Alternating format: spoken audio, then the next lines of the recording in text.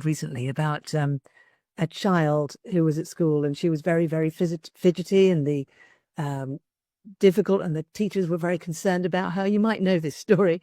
And they said to the mother, you need to take her to a psychiatrist. And she took her to the psychiatrist. The psychiatrist said, just sit in my room and wait while I go and talk to your mother outside. And they went outside, and there was like a two-way mirror that the child didn't know. So they were watching the child through the mirror. And the child was getting up and moving around and moving around and moving around. And the psychiatrist turned to the mother and said, your child is not mentally ill. Your child is a dancer. Oh my God.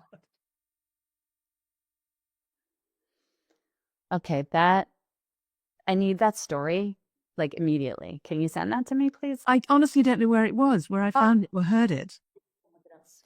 That is so beautiful.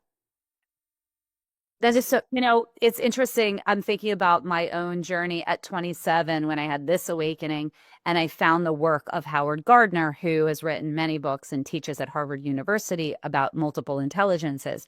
And when I found this work, it was because I met this woman who was a professor, and she said to me, you are very smart.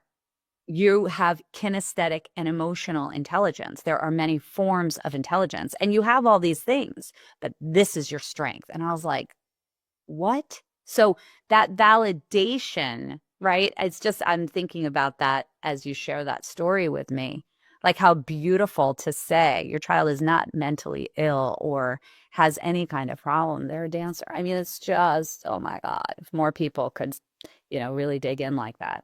I know. I mean, I'm tearing up every time I hear that story or speak it to somebody. And I have shared it with many people, because there's that awful thing of I'm not fitting in.